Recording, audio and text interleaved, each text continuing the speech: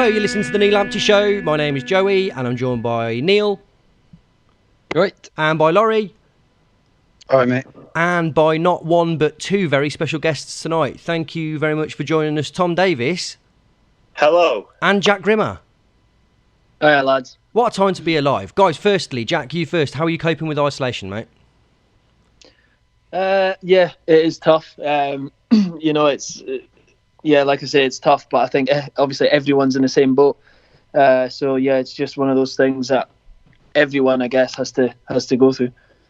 Where in the world are you? I managed to get back up. So we basically got told a little bit in advance that we were going to be off. It's quite good at Wycombe that our plan is laid out a few days before it. Anyway, so I managed to get back up home. So I'm isolating back home in Scotland. Do you have a permanent base down in Wycombe? Yeah, I live northwest London, place called West Hampstead. So it's about 45 minute drive out to Wycombe. And then my fiancée can commute into the centre of London where she works in Covent Garden. So it's kind of 50-50. Is it difficult having lived in the cultural high point that is Coventry, living in West Hampstead? I don't know. We lived in Lem. We lived in Lem. It's funny. To be fair, me and Tom say it a lot. We still speak to Zane Westbrook, that obviously plays at Cov, and he lives in Leamington. And I lived in Leamington when I played for Cov, and we both still say that we miss it because we've got obviously on the pitch a lot of good memories, but a lot of memories off the pitch as well. Nice one. And then Tom, we asked you very briefly while we were waiting for Jack, but yeah, for the listeners at home, isolation. Yeah, as I said to you, it's I'm recovering from my knee surgery, so it's the last week has sort of been similar to my last 3 weeks or 4 weeks since that, because I've just been bedbound really.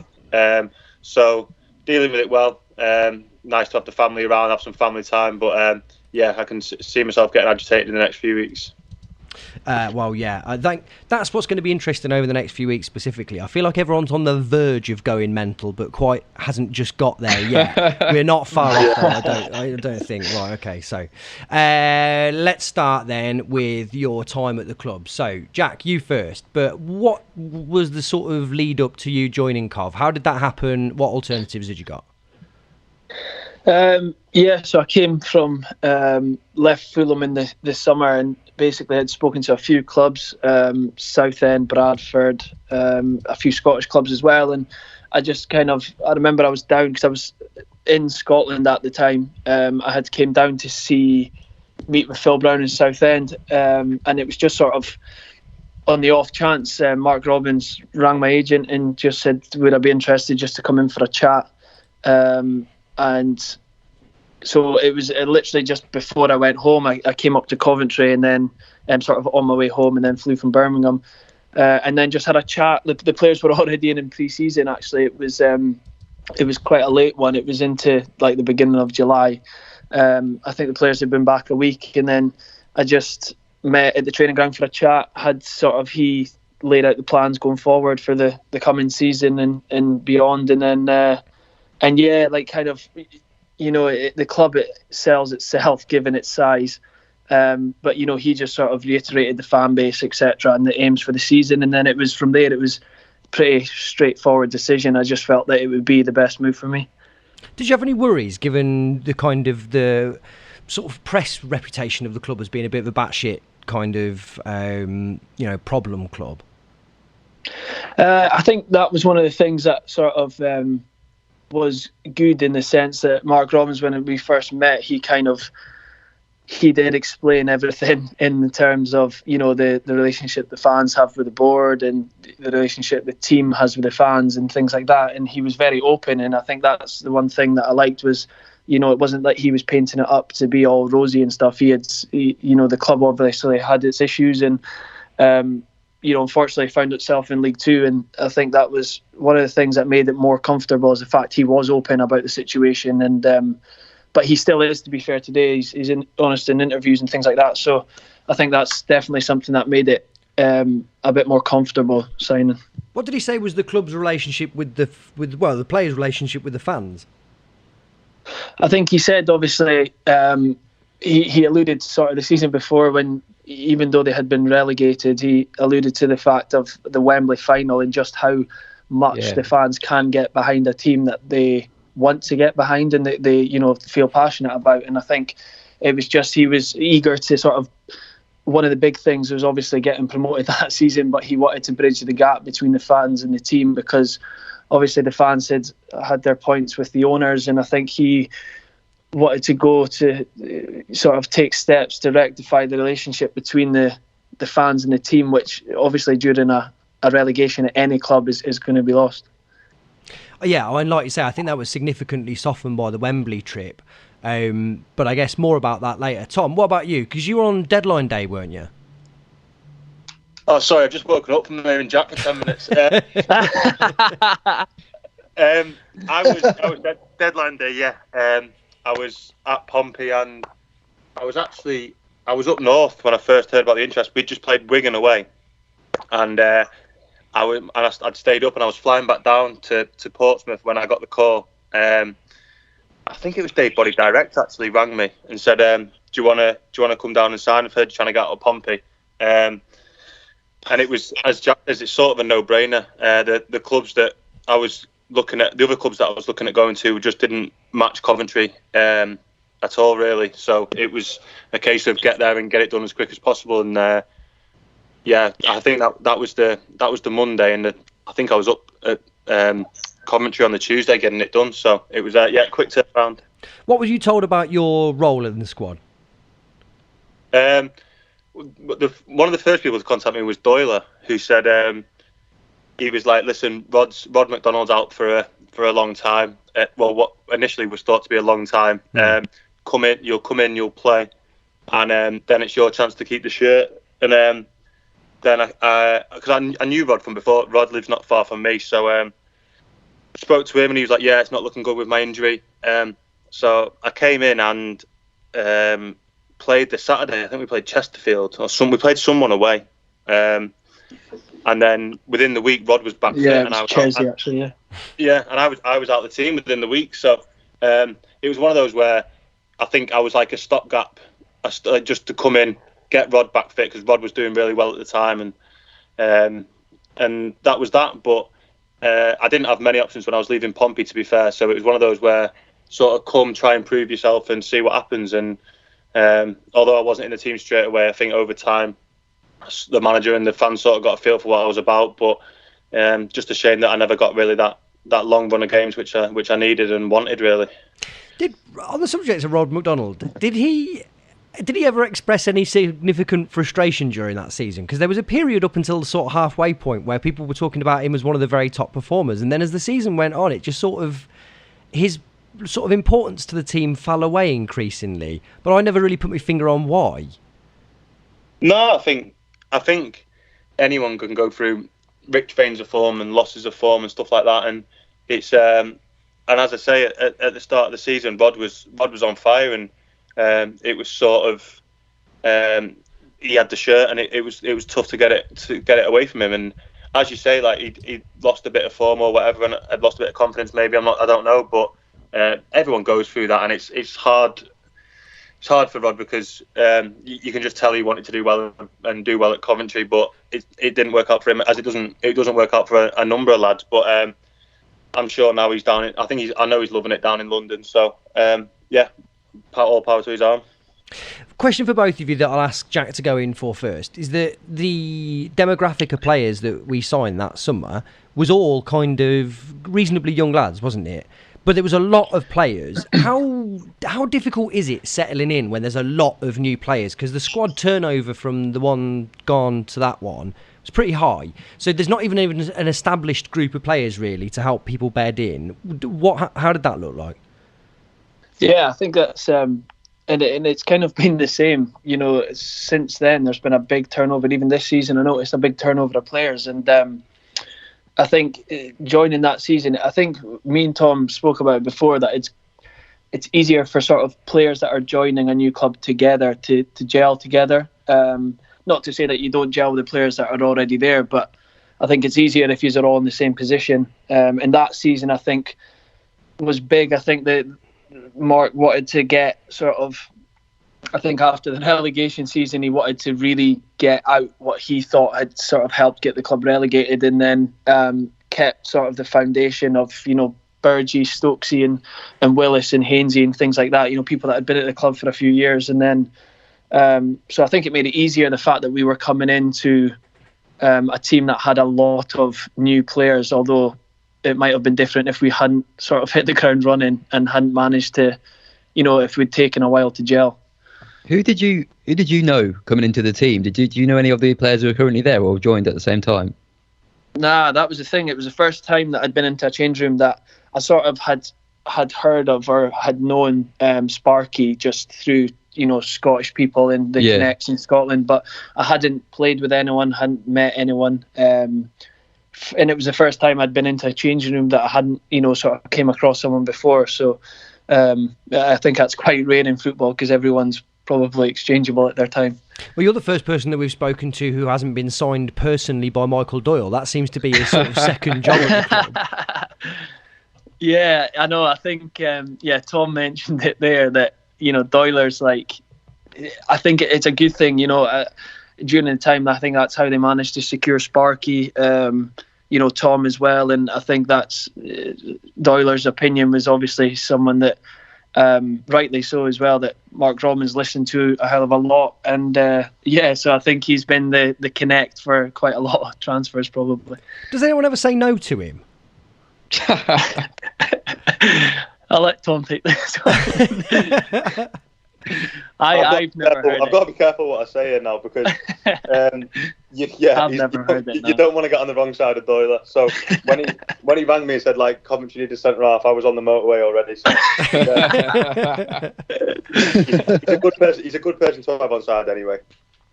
Yeah, definitely. Yeah. I mean, we're sort of semi-obsessed with Michael Doyle because obviously the guy is kind of he's a club legend, but he's clearly such a big figure, and he was the one player, despite being the furthest away all the time, the one player on the pitch that you could hear shouting loudest at all the players around him. But what's been disappointing is we've got this sort of rough view that he's not quite as terrifying as he's led to be. But actually, from you guys, I'm quite pleased to hear that maybe that's not the case. Oh no! Go on, Jack. No, I was just going to say I can vouch he's as terrifying as everyone thinks he is. What's classic Doyle kind of is most terrifying? The way I'd say it is the way that you see him on the pitch when he's shouting and screaming at people and stuff like that. That's on the training pitch every day from the warm up to the last kick of the ball. If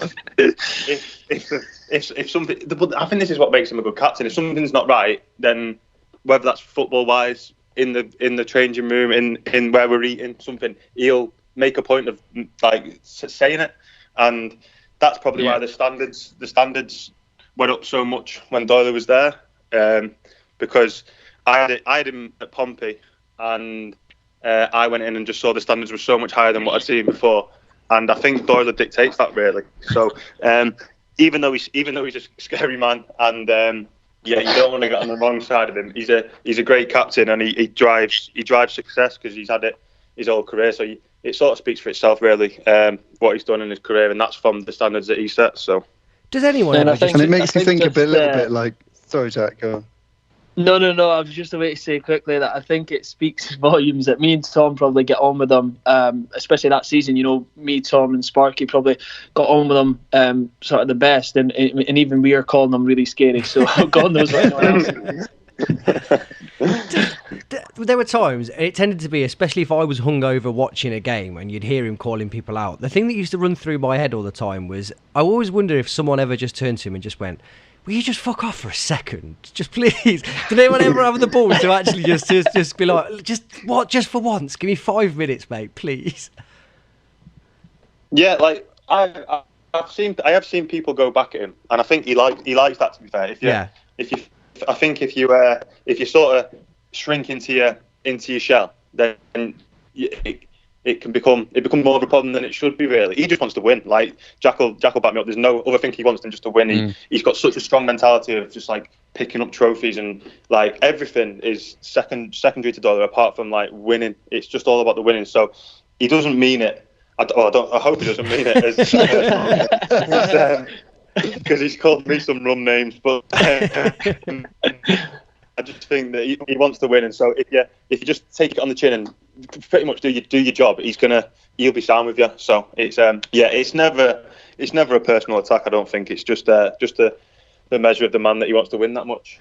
I don't want to see it sometimes. I'd see. I remember seeing Johnson Clark Harris give Jordan Shipley like a really hard time. I think it was at maybe Crewe away, and you could just see Johnson going at him, and then Shipley, I don't know if he was a bit scared of him or something, he just kind of looked at his shoes and was just muttering something. I was like, that's a different kind of anger there from Johnson. Whereas maybe he's just like, he's ready for it, but Johnson, like, maybe he actually means it. I think... Go on. No, you go.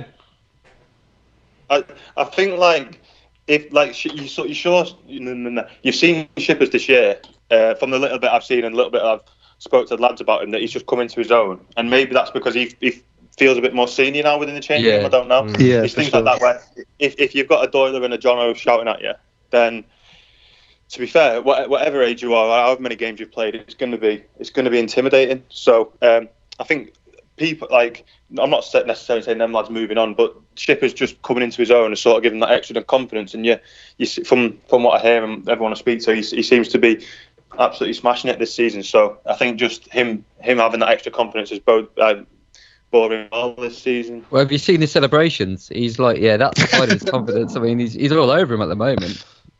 I know. I've been having a word with him about these celebrations. If he pulls out that aeroplane, like if he scores against us, whenever we do get back playing and he pulls out that aeroplane, I'm going to kneecap him on the pitch.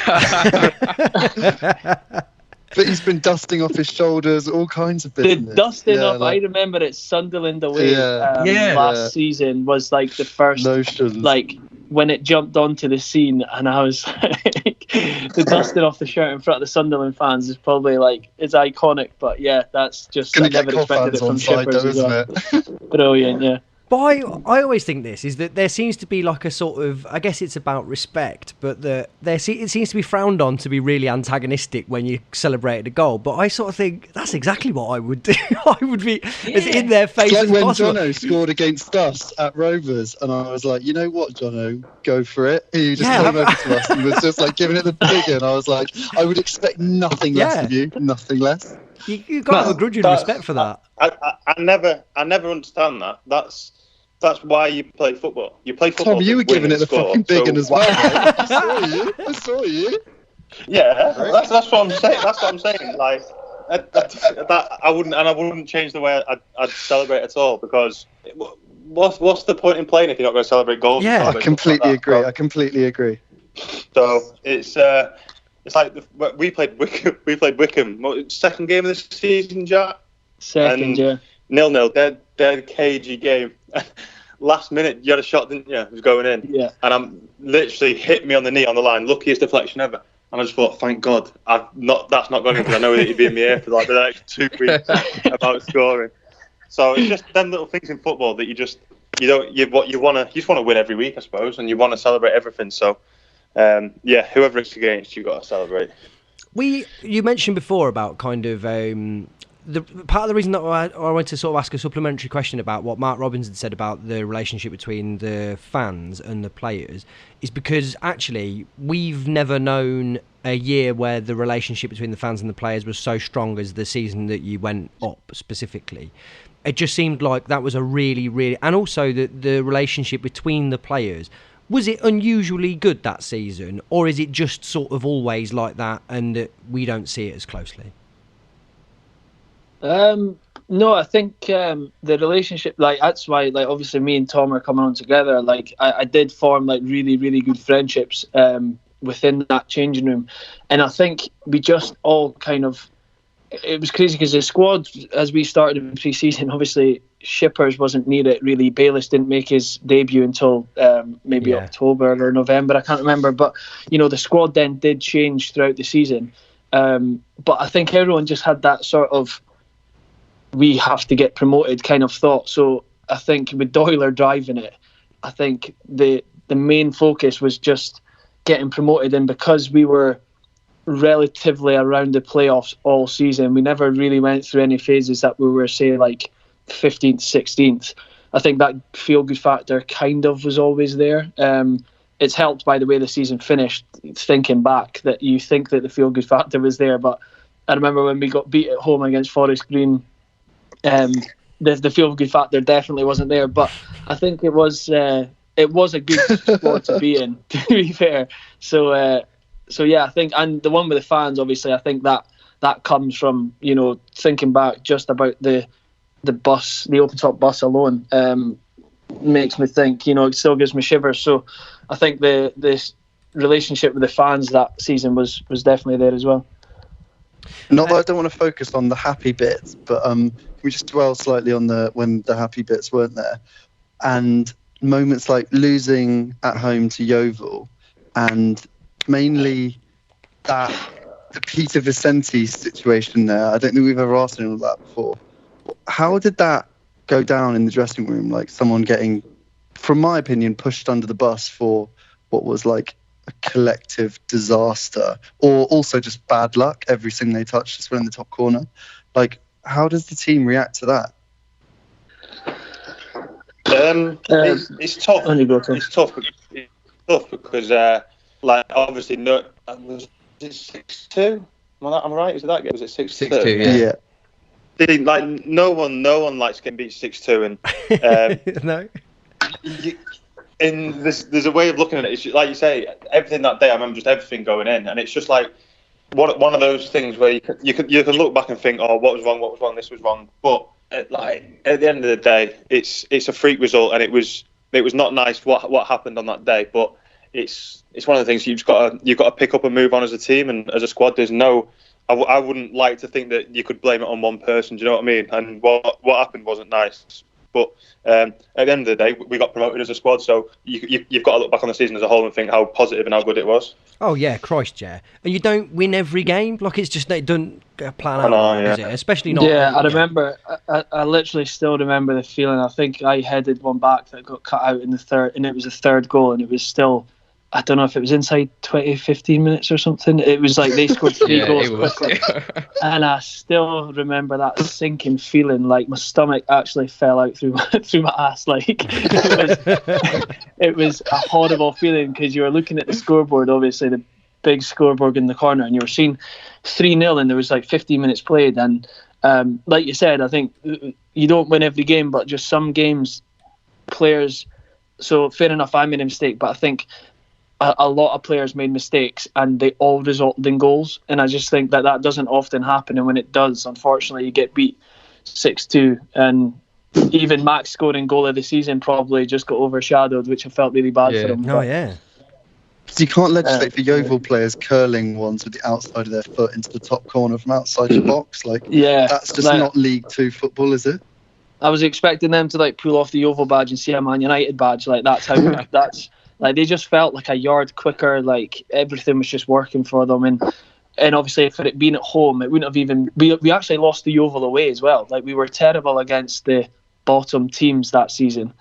We know, don't worry, we know. Yeah. And I remember the Yeovil away game, actually, we were in the change rooms and the windows were open, and obviously all the fans are walking past the windows just screaming in, and, you know, the gaffer kind of made a point of listening to it and said, like, this is the expectation of, like, this club, like, you know, you better get used to this kind of thing. And I think it was early on, it was like a nice learning curve for a lot of the boys that we were expected to win every game. It was only just Laurie saying League 2 there that made me think of it. But did you not both have offers to play in League 1 when you came to us? Yeah. Southend. So Southend had literally just finished outside the playoffs, 7th or 8th in League 1, and I think Bradford were maybe in the playoffs, I think. But for me, it was just about sort of settling in and getting regular football, and just, you know, sort of trying to I'd went through a phase of not playing and just wanted to sort of, you know, get that love for football back again. So that's why I just felt it was like the perfect fit.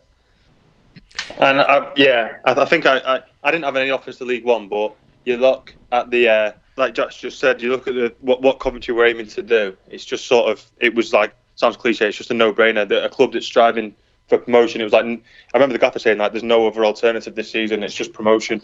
So if you've got to get those things on your CV if you want to look back on your career and be like, and look at it fondly. So it was as I say, it was just a no-brainer. I hope you don't think I'm being sort of toady in here. The reason I'm asking that question at this point now is it seems ludicrous now that either of you would have been going to League Two, when you just both of you would have been having seen you in League Two and having seen you both in League One.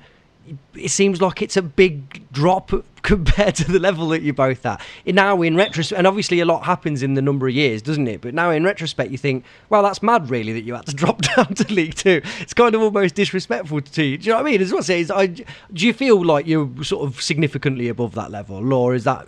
How do you feel about that? I wouldn't say I feel significantly above the level at all, but. I think when you see a team of Coventry's size in League Two, it's a lot more appealing than the majority of other teams down there. No disrespect, because you look, as I say, you want to look back and think, I played in front of 15,000 at the Rico. I played in front of 2,000 down the road at whatever. So it's one of those things that. You've got to always test yourself try and be the best you can be. But I also think playing for big clubs and on big stages is important as well, because it's just something you look back on fondly. Yeah, definitely. Spot on. Then, right, we talked about, so actually, let's go through some of the season specifically. There was a period sort of start of the season, maybe through to November, which felt like, in looking back at it, probably the roughest period of the season. At that point, did you still think that we were going to go up? So maybe, Jack, if you pick that one up. When did you say, what period? Like the start of the season, I would say, yeah, sort of from August through to maybe October. The period I would sort of most associate with Nazon being here.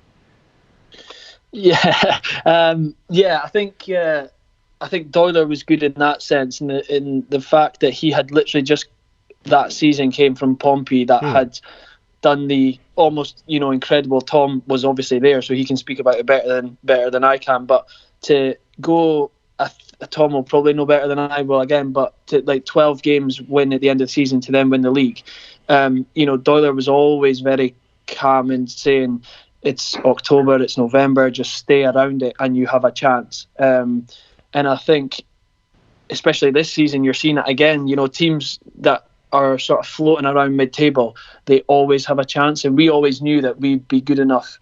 Because if we don't believe it, then who's going to? But we always kind of did think that just stick around it, nice and keep within touching distance. And people are obviously going to get nervous that we're dropping off, but I think that we knew that we were good enough to put runs together that would get us in the playoffs. Or obviously the playoffs weren't our aim. Obviously we were aiming for third, and we didn't just quite manage to get automatic. But it's not like you're going out not trying to win. But I just think that we were confident enough that we knew we were better than the teams around us on our day. It was just, like I said, the Yeovils and the Morecambes and Forest Green and all those teams that we didn't turn up against, basically. Did you feel that, like when you're playing those teams, that there's like a superiority about our play? Because on Sundays, like you say, we played them and we just looked just a far better team. And then on other days, we just turned up and we couldn't match them, and we couldn't quite put our fingers on it. But there seemed to be like a fundamental level where we could play at, and we knew that we were better than any team in that league. But it was just about, did you feel like on your day we were just better than anybody that we came against? Yeah, I think definitely. Like, obviously, Luton that season were very good. But we got good results against them. I think we knew on our day that we could beat anyone, and I think that maybe there was a bit of complacency coming into it. You're going to these places, and it's not even like you're not up for it, because like we said earlier, if you've got Doyler in your team, you are going to be up for every single game, and he will make sure that you are. And I think, and so I don't even I honestly can't put my finger on what it was. I just think that, say we didn't score and they maybe nicked one, and we just didn't put any kind of play together. And I think maybe we felt the pressure of almost being favourites, whereas when we were playing against the sort of top 6, top 7, we just could go out and play and with maybe a bit more freedom. Right, so moving through the season, the big thing that then sort of propelled us on was from November onwards. Basically, McNulty just started scoring and then never stopped. Tom, do you have any insight? It helped that Sparky turned up, yeah. Yeah. Tom, do you have any insight as to what was the catalyst for that? No, I wouldn't say something I can put my finger on. I just remember the gaffer just always sticking by him. In training, because he was always on fire in training. To be fair to him, you could always tell he had the quality, and the gaffer was always working with him. And then that's not bullshit. That's people would say that. Oh yeah, he actually was. He'd always do shooting with him, and he'd just always say Sparky knew that he was his number 10. Like he just knew he was going to play. And when you get that confidence and someone just believes in you that much, then I just think good things are going to come. And Sparky just went on the mad run, as you know, and. Just completely fired us to the league, which was amazing to watch sometimes. I remember there was one game, I think it was Cheltenham away, nearest to the end of the season, and it was frightening just watching him, his movement and that. It was that run that really propelled us on, starting sort of November, December time, and then sort of all the bits just fitted around Sparky, and we went from there. Quite a broad question, Jack, but what's Robins like? He won't listen to this, it's fine. But what is he like? He's I don't know, honest. Well, I do obviously know, but he's he's during that season, obviously the promotion season, he was very. I would say he's probably one of the stricter managers. I think Tom can vouch for this as well. Like he's probably one of the stricter managers. I feel like it sounds like possibly both of you have fallen foul of him at one point. Is there anything that sticks out? Yeah, I think he was, but I think that was almost sort of.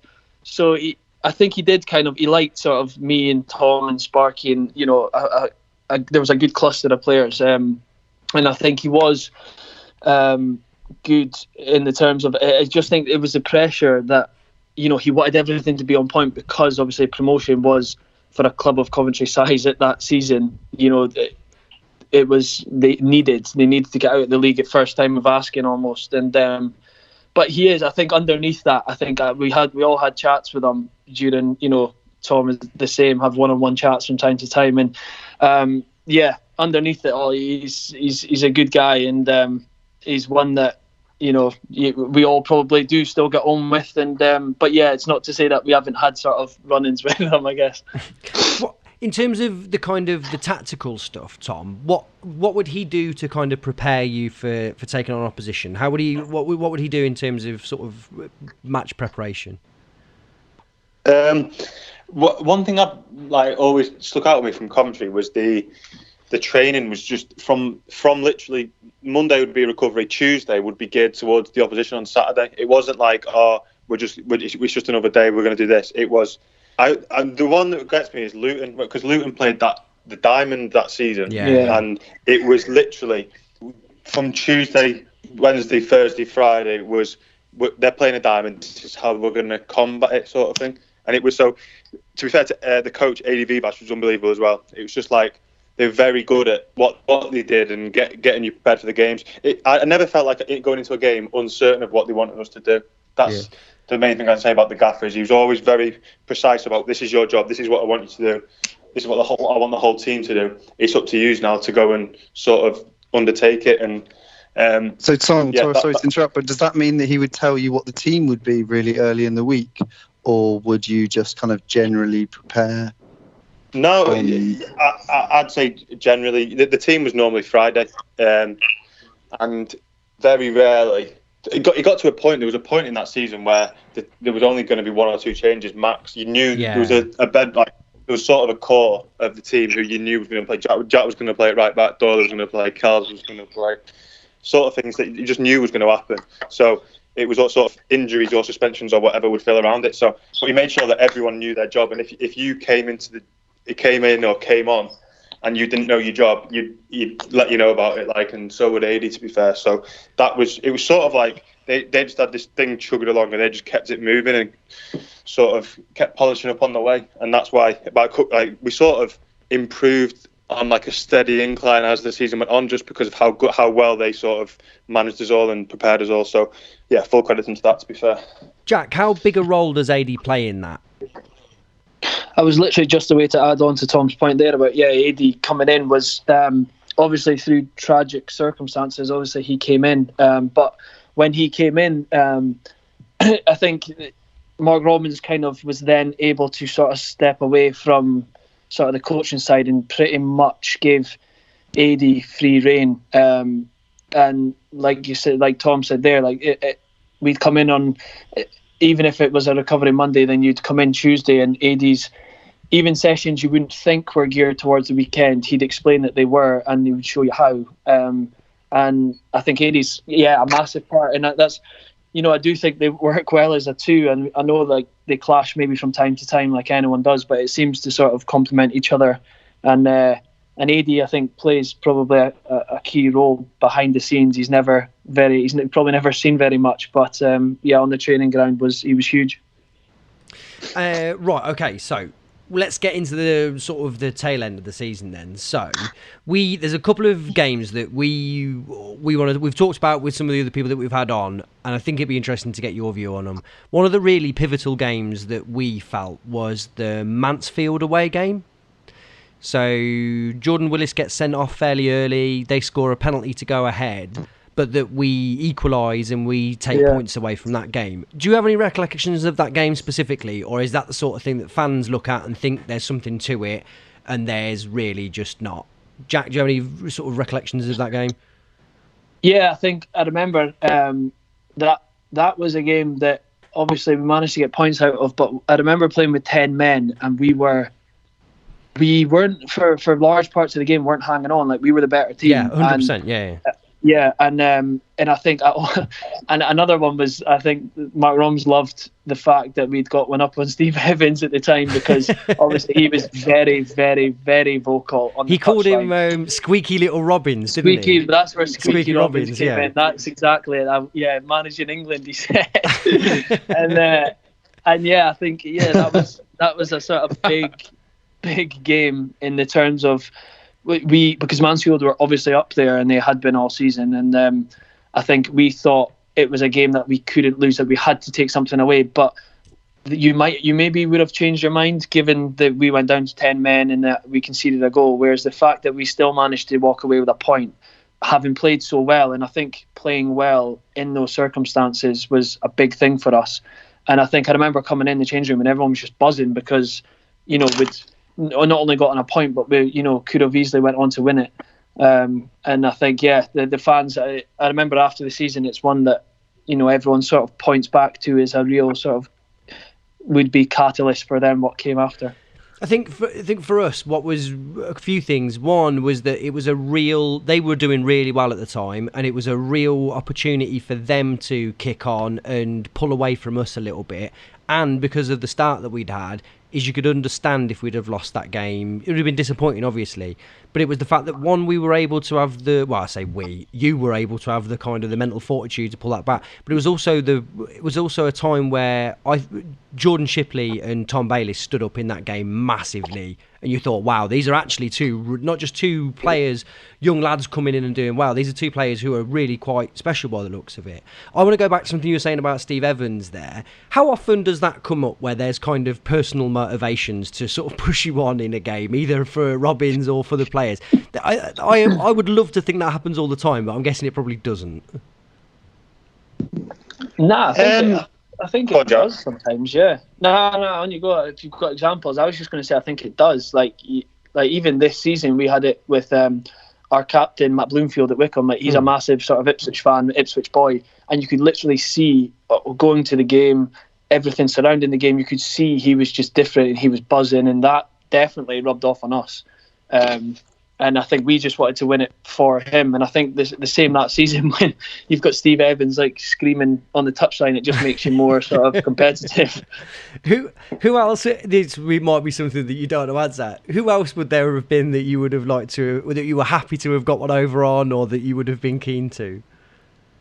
Tom, it feels like you might have one or two for that. Surely Jono wanted to do us in. Surely JCH wanted to do us in. Yeah, there's loads of things that happen in your career there. Being in change rooms with people that you don't get on with, or being at teams that you leave in a bad way. And so, yeah, there's people you want to get one over on and stuff like that. And there's obviously things that you get said in the press. The one that sticks out is Kevin Nolan and stuff like that. You just think, if I ever get a chance to come up against them again, then yeah, I'll want to leave my mark and stuff like that. So it's as Jack said, the gaffer obviously had that with Steve Evans, and it was funny for us. But obviously that's something that the gaffer wanted to put right. And yeah, as he said, he's obviously done that. He did that season, and yeah, I'm sure there'll be loads of other things that happen in mine and Jack's career and everyone else's career that there'll be teams you want to get one over on. So it's it's just one of those things, part of the game. Moving on to Notts County, Tom, specifically, you mentioned there about leaving your mark, and you were very literally able to leave your mark in that first game. How? Dare we ask? Talk us through what happened there. So I just remember being really fired up for that game. I just remember just thinking, like, I want to get to Wembley, I want to do this, I want to do that, and just we needed to win that game. And I think the emotions got the better of me. And I look back on it now, and it's obviously a massive regret. But at the time, it's just something that I just didn't control my emotions well enough. And it was unfortunately the good thing to come from it is that the boys got to Wembley and that we won and that. But obviously, I look back on it now, just gutted that I never played, and just how stupid it was to have done. But you can't look back with too much regret, but you just have to move on, and hopefully that I get the chance to play at Wembley again. But yeah, one of those things, and obviously I can't change it now, so it is what it is. I think, like, see how you were just saying about the you want to get like one up in that, and Tom mentioned there about Kevin Nolan, maybe he obviously wants to win, but some of his interviews and things, and there was a couple of their players that I haven't forgotten have mentioned sort of on social media about it, almost wanting Tom to get banned, and I just think, like, that made it for me 110% more sweeter, the fact that we knocked them out the way we did, like, we battered them at their place. And I think that for me, it just gave me a lot more motivation, because I knew that they'd been buzzing that sort of Tom was, for me, missing out on a chance of playing at Wembley, which I wouldn't grudge any fellow professional. And I think that made it all the more sweeter for us, the fact that we managed to beat them in the way we did. And we all felt that as well. I think that's the thing that we, more than anything, that season was that come the end of it, come those big games, it wasn't just us on the sidelines being like really emotionally drawn into it. We could tell that you guys really, it meant everything to us. So, and it meant everything to you as well. And sometimes I think we're a little bit detached, and we expect you guys to be robots and just get on with the job and be professionals. But actually, there are emotions involved. There are personal kind of directions and desires to get stuff done. And that's, for us, what made that Notts County game even more sweeter than just the fact that we absolutely battered them. The fact that we could see how much it meant to you guys and how much you were willing to put it all on the line to make sure that we actually got that win. Yeah, and I think that's a lot more apparent as well when you're in the changing room with your mates as well. Like, I remember thinking, came on the pitch on that Notts County game, the second one, and just seeing how buzzing the boys were, and obviously, and like the fans and that, and it was even though I wasn't part of it, it was just nice to see everyone that happy, and that's what that year was about, really. I'd say it's just that everyone was in it that much, that invested in each other, and that invested in the club going up. That it made it just all the more sweeter to beat them the way we did, and then obviously just knowing that the lads were going to be at Wembley, it was like, it was a special night, that one. On the suspension, I just thought you were terribly unlucky because, one, I think there needed to be a level of that sort of approach to that game, because they came in kind of with this sort of reputation as being more experienced, more physical, and actually you had to take that game to them to a certain extent. And the other thing that I felt sorry for you on is you get the impression that sort of thing goes unnoticed a lot, but you happen to be in that kind of one gets caught and then you're in the firing line because it's seemingly you're the only player that's ever done that in a football match. You just think, well, that's happening all the time. You've just been really unlucky, the one that you've been caught for it. Yeah, I remember saying to my dad, if every game I played in was televised, then I'd never play a game again, because as you say, it was just unfortunate that one it wasn't unfortunate. It was stupid. Like, it was stupid, and I remember finishing the game, obviously, like, and just going out to my dad and just being like, "Dad, I'm going to get banned." I remember just saying, he was like, "No, you're not. What did you do?" And all this. He didn't know at the time. And I remember I just knew in my head, and I think I went to yours that night, or the night after, and I was like, "I'm going to get banned. I'm going to get banned." And I remember stressing about it for the whole. Not just like, I rang the gaffer the next day and was like, "Gaff, I'm going to get banned." And so I knew it was coming. It was just stupid, but it didn't make it any easier when they told me. To be fair, it was horrible. But it was one of the things that it's just in my makeup. It's just the way that I played, and it is what it is. I can't change it. So what did Robin say to you? So when I rang him, he was like, "Well, we'll just wait and see on the outcome. It poses a problem for me. I've got to think about what I'm going to do now," which it didn't really. He just put Willis in, but he was, and then he. So I remember it was like, I can't remember what day it was, and they needed to tell me by 11 o'clock on the Monday or 11 o'clock on the Tuesday, something like that. And the lads were playing head tennis outside. The lads who had played, and I was like, "I'm not playing this." I couldn't play it. I was like, "I'm going inside." Just went and sat in the changing room. And then it was like 11:05, and someone came and got me. I can't remember who it was. It might have been Mike Reed came and got me.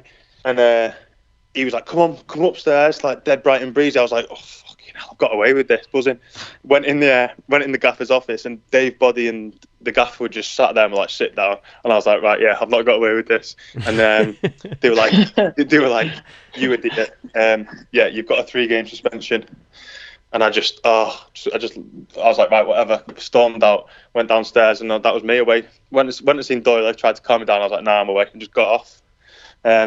It was horrible because one of the things in your life that you're probably only going to play at Wembley once if you're lucky. So it's frustrating looking back on it, but yeah, it's what it is.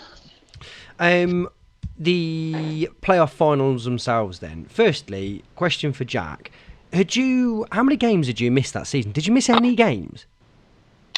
I think I remember missing Accrington at home, and it was like that they give like loads of the kids and stuff tickets. Community game, yeah. The community game, that's the one. And I remember missing that one. Me and Doyler missed it. But apart from that, I was very fortunate that season. That basically, if I had a niggle, it would disappear quickly. If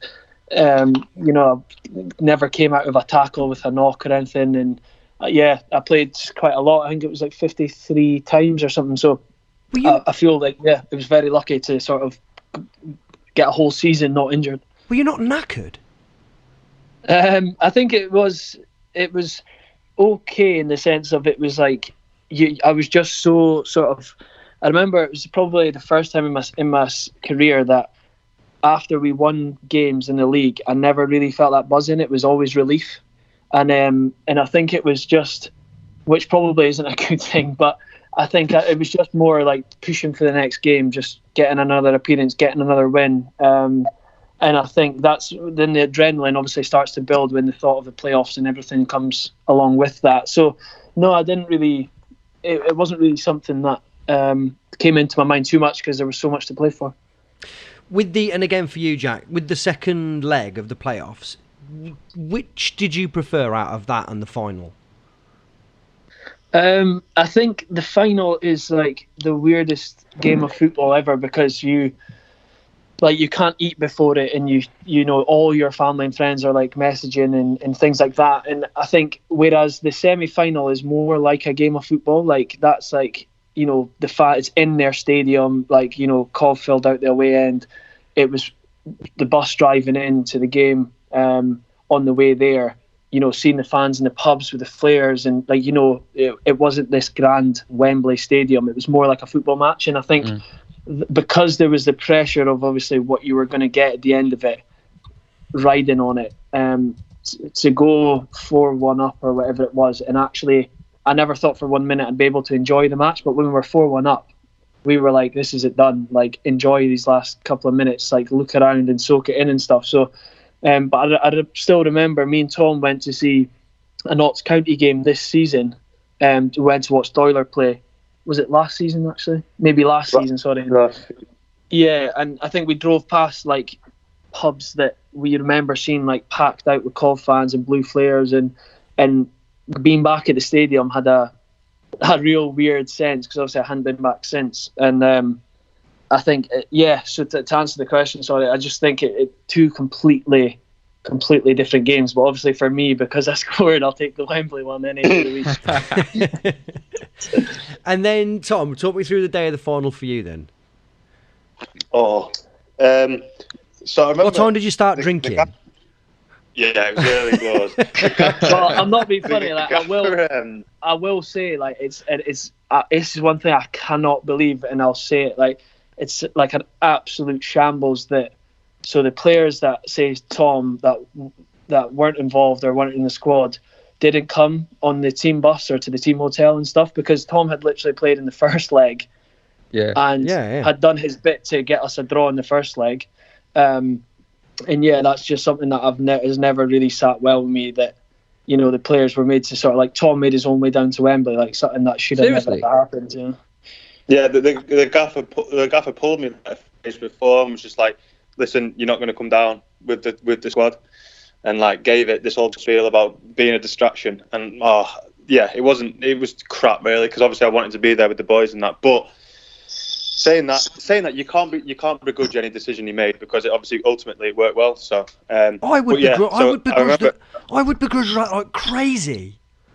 I just think it adds to like an already shit time for Tom. That he's literally just picked up that, and like I couldn't believe it. And if I'd been sort of had more of a, like, I felt I didn't have the stance at that time, but if I sort of was the player I was now, I would never agree with that, because, you know, your whole thing is about team sort of togetherness and stuff, and that just blew my mind. What's good about that, though, is that Tom really just put that to bed, though, with the way he got down to Wembley in a 100% manner. No more questions asked. This started the night before, to be fair, because I lived in a flat. I lived in a flat in Rugby, and all my family were in Ireland for a wedding. So like no one around. Like I was still travelling down to Wembley, so I was like, what do I do here? So I just walked into Rugby by myself and just sat in the corner of this dive bar and just put away pints. By myself. I was like FaceTiming all the lads, like Sparky and Jack and Josh Barrett and all the lads, and just saying, I can't wait to come down tomorrow and that. Woke up the next day with a stinking hangover and just got on the train down, and then got in the cabin in the carriage with all the Weren't you in a suit on the train as well? Am I right? You're in a suit, yeah. About 40 degrees, I was sweating my tits off. But it was just brilliant. Like all the Cup fans, just all of us singing and that. It was mint. It was just a good laugh, and it didn't fucking make up for what had happened, but it was a nice. I enjoyed it anyway. So it was a good laugh. Did you see the gaffer? Sorry, go on, Neil. Sorry, when you got to Wembley, did you get to see Robbins while you were there? Obviously, we were kind of part of the party, weren't you? I think I got there really early. I remember walking out on the pitch and I was already half cut and just burst into tears. And I was like, oh fuck, I've got to sort of compose myself before I see the lads here. And then all the lads came out and walked on the pitch and that. They're like, you all right? And I was like, yeah, I'm fine, are you? And just sort of played it off like I was all right. And then obviously seen the gaffer and that, and then sort of gave him the cold shoulder as you do, and then just went and sat in the bar with like Jack's mum and that, and it was just the most surreal experience ever. Obviously the lads are like 50 yards away getting ready for one of the biggest games ever, and I was just upstairs with Jack's mum drinking red wine, so it's just a mad day. I want to ask you this Friday, what is it? It was on a Sunday, wasn't it? It's the Saturday night. Red wine on the hottest day of the year. Yeah, that in itself is a really, is a question. No, it was the bank holiday Monday, was it not? Oh, you were, yeah, it was. So I want to literally the worst day to host a promotion party after it. I'm not gonna lie. Yeah. But on the Sunday when you were sat in this pub on your own in Rugby, weren't there Cov fans coming up to you and being like, "Are you Tom Davies?" I can't remember, honestly, I can't remember. It was just one of them where I'm trying hard to hold my head up, never mind speak to Cov fans. So I was just sat in the corner of this bar, just doing what I can to forget about the game tomorrow. And it's just a mad few days, and just crazy. There must have been Cov fans sat looking over and being like, I'm sure he's got a Wembley final tomorrow. Ringing the Telegraph, just being like, do you know that? Anyway, right. The final itself then, it was the hottest day in the world, wasn't it? Oh my God, like Tom mentioned it there about him catching the train down in his suit, like that must have been unbearable. But then you still were able to spend the entire game, Jack, just constantly up and down. Again, especially after the season that you'd had, is just unbelievable. But let's talk about the one thing that I guess you're going to want to talk about more than anything else. Is sun cream. What is it about? What is it about big games, Jack? I mean, like I think I do remember that it just being like literally the hottest day, but it was one of those things that you were running on. So like I'd literally hardly eaten much for pre-match because no one, like it was the first time I'd literally felt that I couldn't eat. I was trying to force down food and nothing was really going down. And I think the whole game you're just running on pure adrenaline. And yeah, as far as the goal goes, you know, I still get it from time to time popping up on my timeline, and it's still something that gives me shivers. You know, especially when someone put the Titanic music. Oh, of course. Like Classic, it's one of those things like that, you know, stays with you forever. And I sort of count myself very, very lucky to have done that, or have to manage to luckily do that. But why did you try and do it then? Because you must have had opportunities when you were at the apex of the penalty box throughout the last season. You'd be like, you know what, I'm not going to try and shoot with my left peg. That's the crazy thing. Like that's why I genuinely think that like things like that are you know, partially just meant to happen, because when when Willis is like taking in a ball wrapped from Doyler, one touch and stanching it, you're like, okay, like this is probably going to be our day. Like, and I think I don't even remember really like what sort of. I kind of had the similar thing for the Stoke goal. I literally just had a split-second decision to shoot. Like I hadn't really thought about it, and yeah, luckily when I seen it sort of curl in, like I just still remember like to this day like the roar and seeing everyone jump up. It was just it was unbelievable. I quite want to know what Tom's reaction to that Exeter goal was as well. Were you there with his mum being like, no chance? It was unbelievable. That was the first time you could relax when that last one went in. Really, there was just no. Yeah. Because then it was 3-0 at the time, and it was I just knew that we were gonna have the best night and the best weekend. But it was just so buzzing for Jack and just so buzzing for all the lads. It was it was unbelievable. Yeah, I think that was a big thing. Is that because mine was the third. Annoyingly, obviously they did get one, but I think because mine was the third, like it was similar to the Notts County game. Like I was actually just looking around thinking, soak this in, because the game is done. Like the game is finished, and obviously not getting complacent, but I was like, soak it in as best you can, because it's 3-0 with however long left, and we were playing so well. You know, I thought like try soak it in as best you can. We were the same, mate. Honestly, we were on the side of the pitch, and considering how nervous we'd been the year before the Checker trade and just how tense that entire match was, we were at that final and we just knew we had them. We were playing so well. We'd scored that 3 goals, and it was really surreal to be sat watching 20 minutes of football at Wembley, knowing what's on the line, and just thinking, this is fine, isn't it? Let's just enjoy this. It was epic. It was literally like I think I've said it a couple of times that it was that season. Throughout my whole career, probably it was the most confident I've been of winning a football match. I didn't really say much to anyone, but I just knew for a fact that we were going to win, and we were probably going to win comfortably.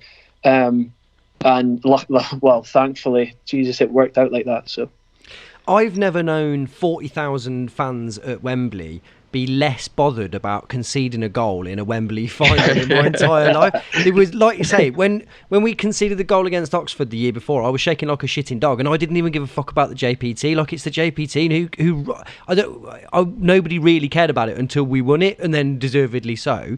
But the Exeter goal, it kind of went in, and we were like, oh, whatever, just give us. You can have it, yeah. Give us fine. the trophy. Who gives a shit? But it was just really, really funny to have that big difference between the two. Why were you so confident about winning that game? I don't know. I think, especially coming from the Notts County game, and I just think that we'd hit a form like this. The Cheltenham game was similar, that Tom mentioned about Sparky lighting it up. Yeah. And I just think we'd sort of hit form, or maybe not in results, but we just hit a real feel-good factor. And I just thought there's no way that we aren't going through, and especially after Notts County. After the way we sort of beat them, I just thought there's no chance that these are beating us, especially the way that they had lost the year before. I thought, they're already going to be nervous about conceding, and then they've spent all of May in the playoffs and they're going to get beat again. I just thought it's going to work out for us, and it's going to be our day. But the first half was really even, wasn't it? It was, yeah. It was just kind of like, which, to be fair, the gaffer and Eddie did kind of say it. It's just kind of both teams sort of feeling each other out, not wanting to do anything silly. And I think they just sort of urged us to keep doing what we're doing, and, the quality would then eventually shine through, which thankfully they did, because to be fair to Exeter, although I'm saying I was like the most confident, they weren't a pushover that season. They beat us. No, they were good, yeah. Their place. And I think, they were a good team. Like they knew the league so well, because obviously they had been in it and they'd been close to getting out of it. And I just felt that it was going to be our day. Any other recollections from that day that you want to share, Jack? From the day, yeah, maybe from the night, maybe not so much. No, honestly, from the day, just the whole thing after it, sort of going upstairs and your family's there, then because obviously me and Tom got close during that season, like even the bus back up, that just feel good factor, to the fact that it's not just one game you've won, it's like been the 53 games that I'd played leading up to that moment. And I think, we all stopped off at the Tesco on the way up the road, and everyone was just such high spirits and so together. And, I think it is. Wait, so all of you bowled into a Tesco and just cleared it out? We all bowled in that Tesco. Bowled into the Tesco and we're buying beers and things, and then the gaffer put his card out, and we later found out he charged the club for it. Nice one, Mark. So yeah, literally, like the one thing I'll say, like the sense of achievement, like that it gives you as a group, when you're like looking around on the bus and that, is just second to none. I don't want to sort of finish off on a negative, but it is going to be remiss of us not to ask. Were you disappointed, the pair of you, not to feature more prominently the next season? I think so. I think you'd be. I don't think you can't begrudge anyone, because it's his decision, and like you've got to be like aware of that going into the season. But I think it's frustrating, because every footballer wants to play every game, and I think it was more shocking, I think, with Jack, because Jack played, as you just said, pretty much every minute of every game the season before. To then not play the next season was a bit of a shock to everyone, really. So not just to play so many games, but to be such an integral part of how we'd played. Because Chris Stokes was saying yesterday that he felt like when he was playing in the same team as you, gave you license to get up and down, but that you were doing both, and that actually a lot of what we were doing attacking wise was dependent on you being there. I think for the fans, and with no disrespect to you, I thought Sterling had a very good season. But it just felt like that would have been a very natural fit for you to have carried on. The level that you were playing at dictated that you wouldn't have struggled in League One. It must have been very, very difficult for you to take that. Yeah. I did try, obviously, hide it throughout the season, that just how gutted you were, because, I hadn't really been settled before Coventry, and I thought, like, great, I'm going to be settled, I'm going to really kick on at a club that, like, I love playing for, and, like, I thought that the fit was perfect. And, grudgingly, I will admit, Sterling, it annoys me, but he did have a great season. And Tom mentioned that we have had to accept that the gaffer's the gaffer for a reason. He makes these decisions, and I think we're taking a very diplomatic view, because obviously it's horrible to not play in a team that you feel that you should be playing in, and especially it was just the surprise that hurt the most was like got caught off guard so much. And like I remember speaking to the gaffer in pre-season, and he sort of reassured me and sort of said what he wanted to say, and it was just kind of it ended up being empty words, which I was most gutted about because I felt that we had a good relationship. But you only need to, like Tom again said there, you only have to look at where Coventry are in the league, and you have to sort of say that whatever decision he took was for the club, and it's been the right one so far. And in fairness, with no disrespect to anyone, Dom Hyam, who I remember, I think the September of the season in League Two, I remember they'd put a deal on where you got free entry into the VIP, and so it was the first and only time that I've ever been in the sort of posh seats. And Dom Hyam came out as the kind of player that they wheel out for those sorts of events. And I remember thinking, wow, that's a boy. Do you know what I mean? He seems such a young, and he would have been very, very young at the time. And it's hard to imagine now, this now is like a sort of really leading League One centre-back. And I think if I was you at the time, Tom, is that I'd have thought, I've got a real chance here. And it's just, what's been funny talking to players, because this is a bit of a new venture for us, is it's just mad how things can change on such slight margins. Yeah. And it must be very difficult dealing with all of that. Right, okay. Let's not dwell too much on that. Let's get on to some him or me. So, thank you so much. Unless there's anything else that either of you two want to specifically pull out from your time at Cov, we've got some questions for you to possibly end your own friendship over. Right, okay. We want to start off with the following. So, which of the two of you is the better passer of the ball? Me. Definitely me. I'll give long diags I'll give to Tom, but like little short intricate passes I'll give him. Do you know what? I thought the long diag was the only pass you could do. It's the only one I can do anyway. Because this is a specifically a question actually geared to Tom, because this is something that we talked about quite a lot during your time here. Yeah, actually, I wondered whether you had got felt that you were a little bit underappreciated for your long passing, because it was something that I picked out quite a lot. That at first was a sort of, don't take this the wrong way, at first was sort of like a joke.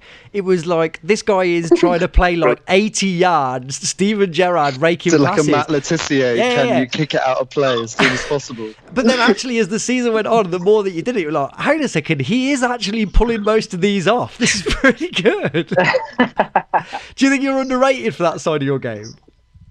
No, I think. If he won't say it, I genuinely do think he is, because I remember sort of last season when I wasn't playing and just sitting watching all the games. It 100% it was something that I picked up on as well, and it wasn't until I was watching the games that I realised it. Seriously, it's not a part of my game that I think, I'm good at that. There's a lot of time I do just think, just twat it in that direction. Just don't right. It's just one of those things. Sometimes they come off, sometimes they don't. But it is what it is. Right. So, who's the better defender? I'd say one-on-one, Jack. Yeah. Yeah, one-on-one, but like marking, say, Big Akinfenwa or headers or anything, it's got to be Tom all day. Or running past people on the floor, probably Tom. Who are the players that stuck out as being the roughest? Akinfenwa was a funny one specifically because obviously his reputation and his build and everything, but Jordan Willis made him look like a child. I wonder, was he one of the rougher players to play against, or who else kind of stuck out as being a nightmare to play against for either of you? I think it's players who've got a bit of everything at the hardest. Obviously, Akinfenwa is big and strong, but he can't really move very quick. Doesn't move very much either. But like, do you know Matty Godden, when we played at your place at Birmingham this season, he is tough to play against. I never played against him for Stevenage before, and I didn't really think much of him, to be honest. And then played against him this season, and I thought, he's very tough to play against. Interesting. Jack, anyone stand out? This season, my hardest game was probably because at that time, McGeady and Sunderland, like they basically heavily relied on him, and literally every time they got the ball, like I remember Willis turning out and making sure he found them, and that was probably my hardest game this season because he just kept getting so much of the ball, and obviously he's an unbelievable player, although he's not playing just now. So yeah, he's for me this season, he's definitely one that stood out. Right, okay. Whose fitness levels are better? Mine all day. Jack. Yeah, Jack. I sort of felt like that would be a bit of a no contest, if I'm honest. Yeah. Right, who's the better goal scorer? Jack. Wembley, no doubt. Yeah, In the bag. So if both of you had to play a full season up top, number 9, who would finish top scorer? Oh, I don't know about that, you know. Yeah, I would say me, but if Tom got the right fit, then he'd be like the lamppost in the box, just whacking everything in the I would not want to support that team. You cheeky I fuck. think we'd be like a strike partnership, wouldn't we? Like both of us up top would be sound. Yeah, the tall one and the slightly smaller one, like Max Gamu and Mark Barkeel. Right, who's the overall better player? Oh, that's a biggie. Come on. That's like who's better in a 5-a-side team? That's what you mean, like that. John, do you want to take it? I'm waiting for you to go, lad. I'm backing myself in it. I'm backing myself in this one again. Tom, are you going to have that? Yeah, right, sound then. Yeah, I'm gonna have to say myself, aren't I? Yeah. After lockdown, I'll be driving down to Warrington to make sure we're still friends. Which one of you did Robbins prefer? Jack. I'd say me the first season, and then I'd say Tom the second.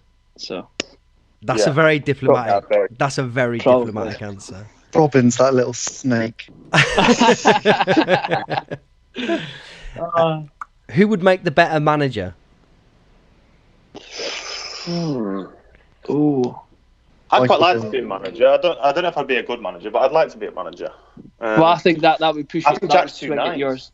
That would swing at your side then. Like I've got no sort of intentions of being a manager or a coach. I don't think so. I think that'll swing it your way. You've both got plenty of time, but have either of you thought about what you would do afterwards? Yeah, it's actually something like weirdly that I think about like a lot because sort of the PFA come in and speak and you hear stats about retired footballers, you know, bankrupt, depressed and things, and like kind of after those chats I always kind of thought like you need to really work out what you're going to do.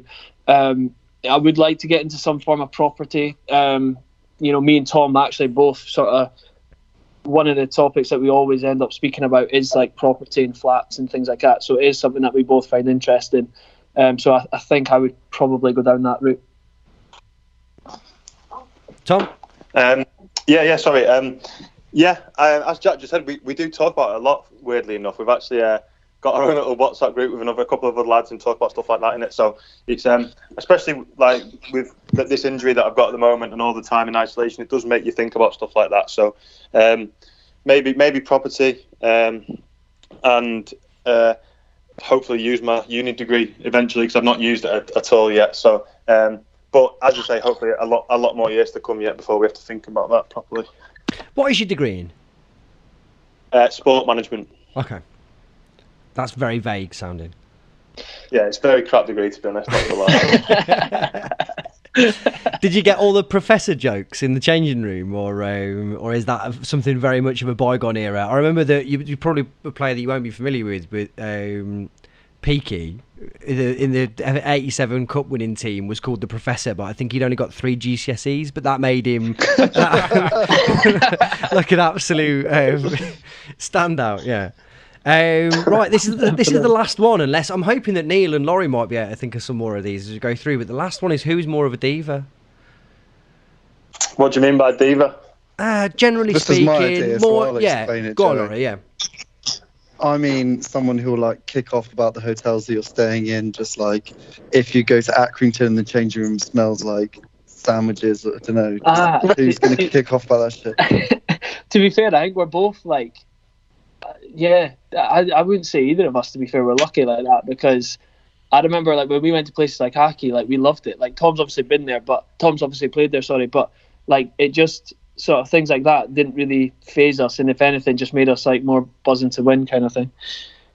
Yeah, I think we're both quite laid back, aren't we? With stuff like that, it doesn't really affect us. So, yeah, there'll be no tantrums out of us too, I wouldn't say. Neil, any him or him questions that you can think of off the top of your head? No him and him. I just want to know whose idea was it to go on that boat?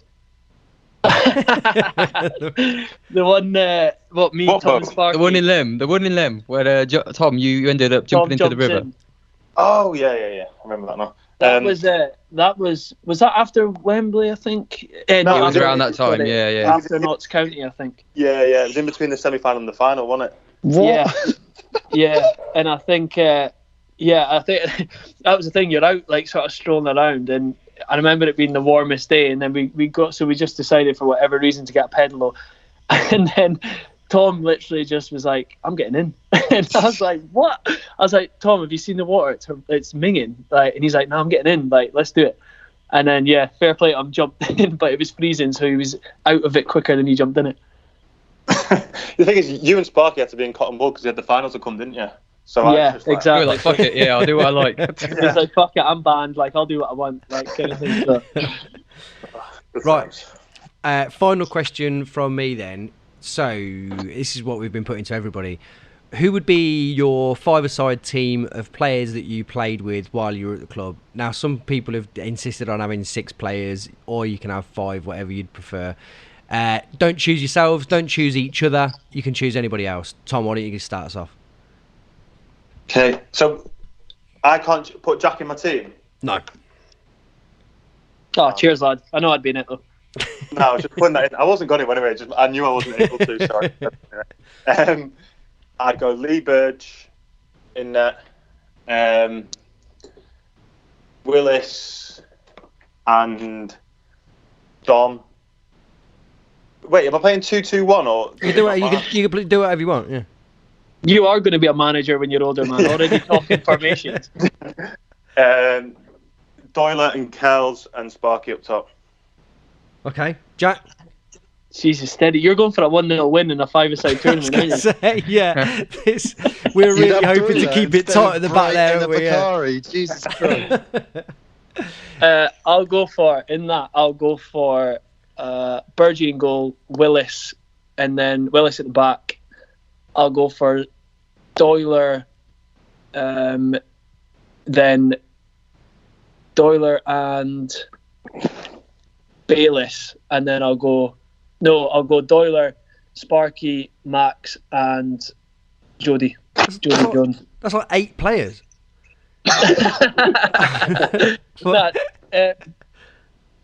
Lee Burge in goal, Willis, Doyler, Jody Jones, Sparky, Max Biamu. So there's no Bright Bakari or Bayliss in any of these teams. I think you picked. We're forgetting the duck as well. We're forgetting Nazon. And the duck, yeah. Would he be? He's a big deal, Would really. he be? I realise I've got 6 as well, so that's brilliant. Would he? Would Nazon be in contention? No. I don't Sure, he's a big deal, isn't he? I don't know where he's even playing now. Like he was at St Mirren, wasn't he? He's a professional Instagrammer, and then he popped up at St Mirren. Like I don't know where he's playing or what he's doing. So you've got to have Bright in He's there, magic. haven't you? When you think about it, you've got to have Bright in there. Oh, Bright. Okay. Oh, Yeah. wow. Yeah. Yeah, I'd go Willis, Bright, Max. Get rid of Doyle. Sparky, Get rid of Doyle. Jody Jones. Yeah, I couldn't have Doyle in a 5-a-side team, actually. He'd be absolute carnage. I'd actually watch, like, isolation or not, he'll be up at your door. Yeah. I've got my team: Willis, Kells, Bright, Sparky. See, that's a better balance. I think you've now got more of a chance, haven't you? To be fair, I can't believe we forgot Bright because he's probably one of the best players I've ever seen played with and trained with. Best player I've played with, 100%. Why was Baylor he? said the same. Yeah. Why was he so good? You couldn't get the ball off him. Just an absolute. He's like a maverick. He was not a weirdo. He was like what was so different to anyone else. Like there was one time, was it? We were in training and it was like a Monday, Jack, wasn't it? He was in training and he didn't turn up. Everyone's like, "Where's Bright?" And then rang him, international dialing tone. So messaging Bright, "Where are you?" "I'm in Germany." And it's like, what? Like, we're meant to be in work, we're writing. And he's like, "No, I'm in Germany." Yeah, he's mental. Nah, the best one I remember was that we were in training one day, and like it was one of the phases of having like defenders meeting, midfielders meeting, and strikers meeting, and then we had like a collective meeting all together. And I remember like Bright had sort of been told to come in at a certain time for his midfielders meeting, and I remember he bowled in late, and us defenders had already had our meeting, and I goes, "Bright, you were meant to be in like 10 minutes ago. You better get upstairs." Like, and he's like, "What for?" And I was like, "Remember the meetings?" And he's like, No, too many meetings. He's like, "Too many meetings. I don't need to go to meetings." And we were just literally like, "Okay, you do what you want, and then we'll do what the gaffer says." Robin would allow that. I'm so surprised. Yeah. Well, I think that like shows you how good he was. Honestly, Yeah. like I think the gaffer just like sort of put up with it and didn't really. The gaffer didn't say anything to him. That was the best thing about it. Yeah, if that was us, the gaffer would have come down on us so hard. Like if that was anyone else, the gaffer would have battered him, wouldn't he? Did anybody else in your time at the club get away with anything like that apart from him? No, because even I think like Nazon was sort of like that, but then the gaffer was like, "Nah, like you can go," kind of thing. Like whereas You're Bright, not quite I think, good enough, yeah. He just think he fit the team and the way the gaffer wanted to play so well that he was just like, "You can literally do whatever you want, and that's fine." Right, in Germany again. Yeah, don't worry about it. How do you feel about that as teammates? When he's digging you out of holes all the time, you must be like, "Yeah, fine." Yeah, do you think, Jack, when he first come, it was hard. It was sort of hard because he was getting this sort of like special treatment. I remember like we were like doing the hard work and everything in training and stuff like that, and like Bright was just like sort of messing around. But then the more you got to see him, you sort of understood why, because he was just so good. Like you couldn't treat him like anyone else. He was just so much. He was so much better than everyone else. It was frightening. Like I remember he came from was it Kilmarnock or something? He'd been on loan at the first half of the season and he got sent back or something. And I think this like sums up like if your situation at a club isn't right, you know, just some clubs don't fit players. And I think I remember like speaking to a few of their boys and I was thinking, why have we taken this guy in? Like, and then obviously like Tom mentioned there, when we're all like running our balls off in training and he's just sort of floating around doing his thing, I'm thinking, what? And then he obviously starts to play and I'm like, oh my God, we've signed Iniesta. Like, what's happening here? And then he's not played at Wigan. Nah, like not at all. Like, yeah. So like so strange.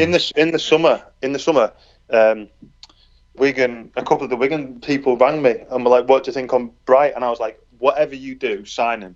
Like whatever, if you can just drop everything to sign him." And they were like, "Yeah, we will do." And then apparently they're having the same sort of thing with him. Like he just won't show up to training and stuff like that. And I think he could sort of get away with it at our place because it was like League One, and he was just 10 times the player of everyone else. Whereas I think the champ, if you're sort of not doing it, he's sort of disposable at that level maybe. So but just such a maverick and such. Is he the kind of lad you'd stay friends with? Was he like a nice personality, like easy to get along with, or was it not really that vibe? I think like he was. I think he was like a good teammate. Like in the changing room, that you'd have a laugh with him and things like that. But you know, it's just like any sort of almost workplace. Like you really gel with some people, and you don't gel with others. But there wasn't like anything to it. Like I would still say hello if I seen him now. But yeah, I think just he got away with it as well, especially because he was playing in a team that was like playing the way that suited him the best.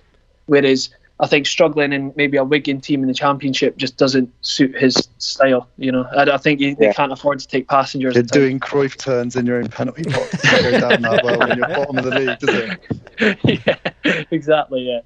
Sounds like that could be a real waste though, of talent if he doesn't kind of, because he's that kind of player where you're saying he's that good, but also his personality doesn't seem to be matching. It has to match a certain set of circumstances. So I do worry a little bit about him, whether he's not going to push himself to actually achieve what he should be able to achieve. Yeah, I know, and I hope he does. We always said, didn't we? He should play. He's going to be a European player, I think, like Europa League or something like that. I think he's that level. He's just frighteningly good. He's just, as you say, if he wants to get to that level, but he will do. I'm sure he's only still young, isn't he? He's like 22 or something. Yeah. Hey, I've got a question that isn't specific to you guys necessarily, but it's something that I remembered as we were recording. I realised that I've not asked anybody else. It's a personal bugbear of mine that I've always wondered. Fans on the pitch, what goes through your head when you see that happening? Let me put it on the line for you now, right? I hate it. I just think, unless it was the day where you'd got promoted and then it's really clear that it's like a happy, fun sort of thing. But I always think if I was a player, I would hate it. I just think stay on your side where you're not going to cause any trouble, and we'll stay on our side. But how does it affect you when you start to see people streaming onto the pitch? It depends, because I remember a fan came on the pitch at Forest Green, and that didn't exactly go down well. No, well for him, yeah. But no, like, I don't know about Tom, but for me, like you say there, if the game is won and it's over, and say you get promoted, then fair play. Then I think that's the time, you see the pitches covered in people and stuff, and players are getting lofted up. I think perfect, that's good. But I think if it's just to sort of, unless it's a really, really late last minute winner, but if the game isn't even important, I get, football's a game that, like, emotions get ahead, but unless it's like sort of a league decider or a semi-final, or something like that, then I'd probably agree with you, to be fair. But I know that, well, obviously the Cov fans loved it. I remember the Notts County game, the one that sticks out for me was Notts County in the league. God. It was 1-1, and like we scored, to make it 1-1. I think it was maybe Jordan. Away, yeah. And I think fans sort of came on a little bit, and then we obviously conceded, and I was like, oh no, like, that situation is horrible. But yeah, I mean, I wouldn't like to stop and be the one in their way telling them not to come on the pitch.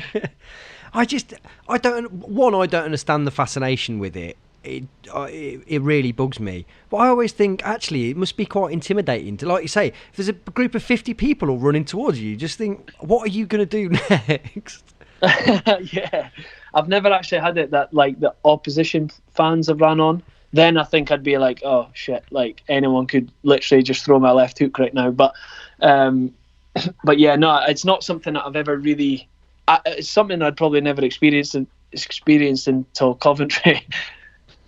Yeah, we do love it.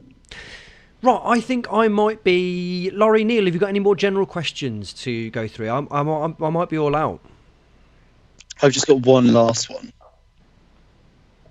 one, which is, out of anyone, you've already mentioned Davies, but who behind the scenes at Cov, who we might not know about, would you say had like the biggest influence on the club or on your time at the club? Oh,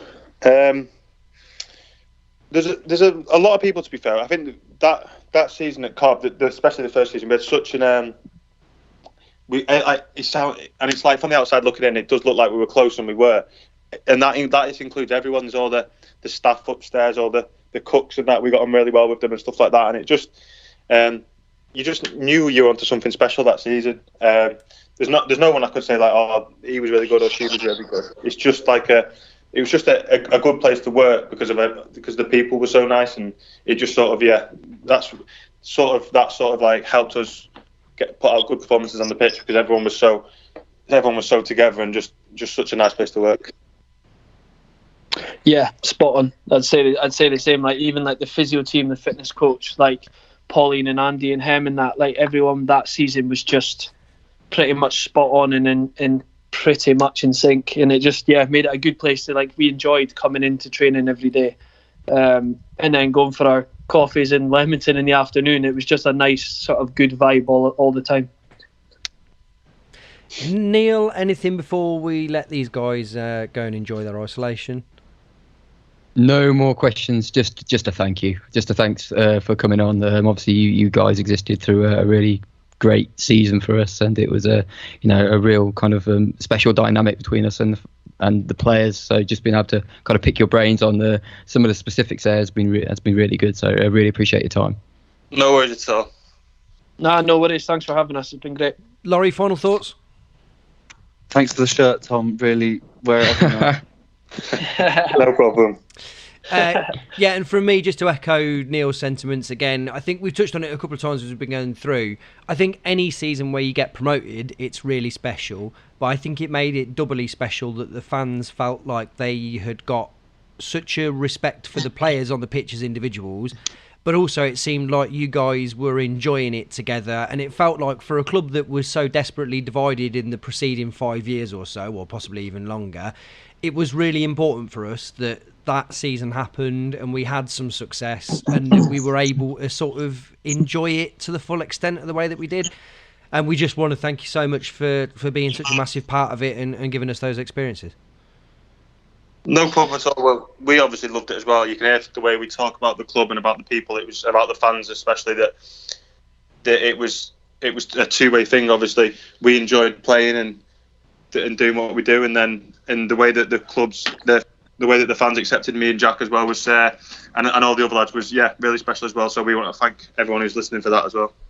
Yeah, definitely. I would just echo that because I think me and Tom were lucky that we had that, a very good relationship with the fans, and I think the days sort of that came after Wembley, even though, like I said, it was on a Monday, the Monday night, Tuesday night, and the bus, the open top bus on the Wednesday was something that'll definitely stick with me and Tom for the rest of our lives, because looking out and seeing everyone, how much it meant to everyone, it was a real eye opener for me, that just sort of how big a club it was. So yeah, just thanks again for basically giving us a great relationship with the club and with the fans. Amazing. Right, Jack, thank you very much. Nice one, mate. Thank you. Tom, thank you. Cheers, guys. Thank you. Neil, Laurie, thank you very much, and thank you for listening, listener. Bye.